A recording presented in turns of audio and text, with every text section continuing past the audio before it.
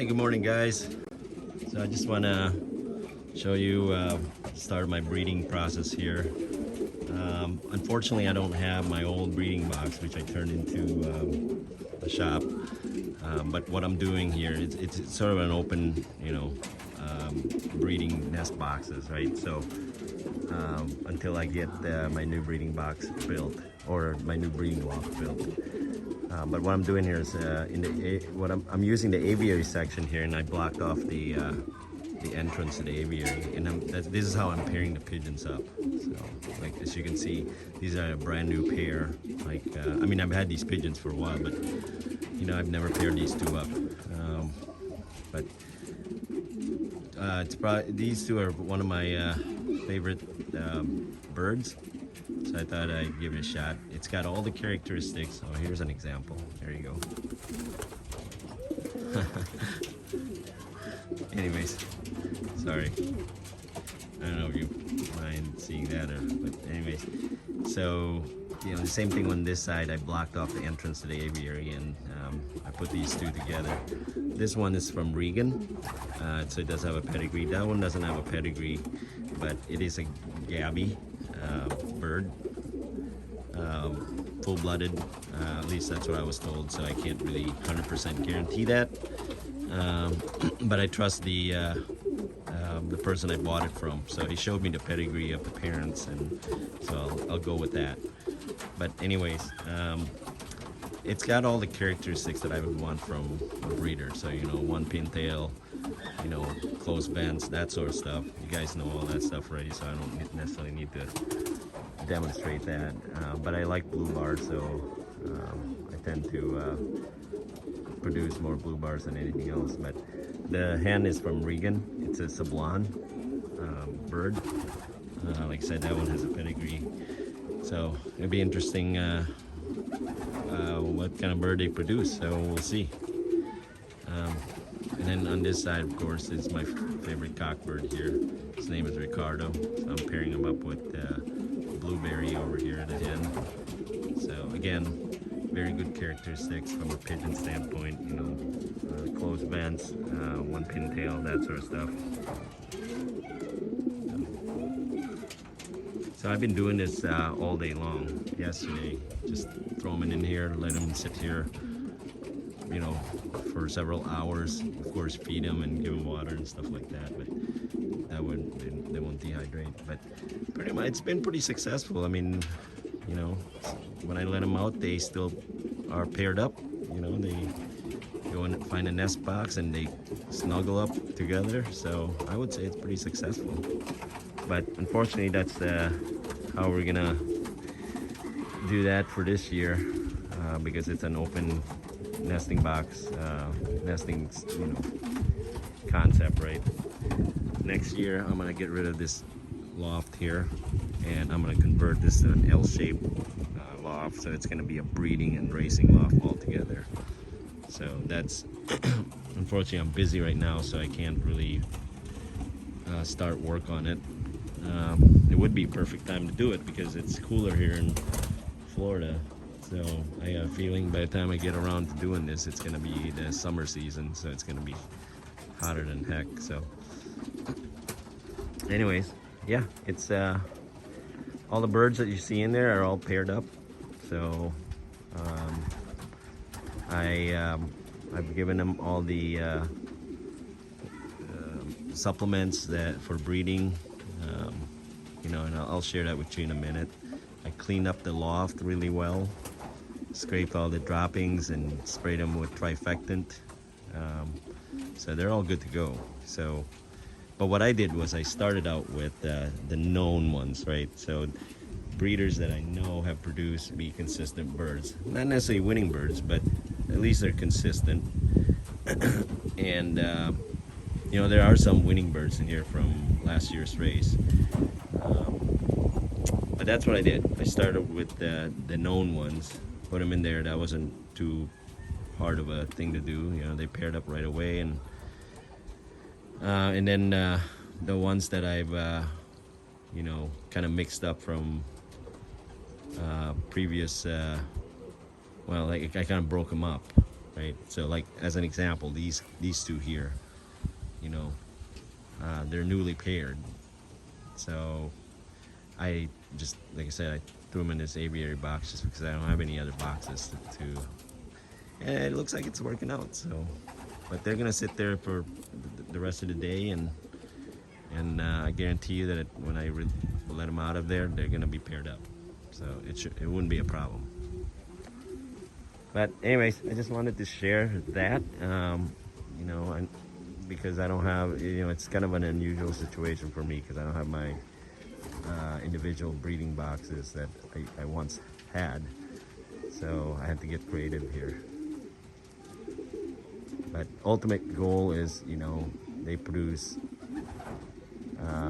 babies that are from them, right, and not from another cock or another hen. So, and that's why it's important, you know, to leave them in here for a while because, you know, I'm afraid if I let them out now, even though they mated already, it doesn't really guarantee that they're gonna stay together, or they're not gonna mate with somebody else. So, but that's the challenge with these open breeding boxes, right? So, but so far I've been pretty successful with it. I mean, I bred white bird, babies came out white, bred black, came out black, bred brown, they came out brown. So I'd say it's pretty successful with that. You know, but there's no guarantee. So, but anyways, by the way, this stuff that I do here, it's not a how-to video, right? It's just how I do it. So, you know, you gotta find your own way to doing it. But if this video helps, then great. But it's certainly not the end-all, be-all solution. But you know, I just want to make that clear that it's not a how-to video. So, but like these two guys here, those two produced good birds, so I kept them paired up, and look like they're gonna be fine. All right. Well, anyways, just wanted to share the breeding process, at least my breeding process for the season. I'll also share what I've used in their drinking. I don't need to necessarily show you the picture, but it's pigeon power, they call it, from Seagull. So pigeon power from Seagull. They recommend that you use that product. It's like 2 tablespoons per gallon of water, something like that, or 2 teaspoons. You have to look it up. Can't remember, but 10 days before laying. So just, you know, this is a good time to do it because, you know, once you pair up the pigeons, you know, about 10 days later they produce eggs. So, and then 18 days later the babies hatch and stuff like that. So you need to give them enough nutrients and stuff to lay eggs and sustain the babies and themselves at the same time.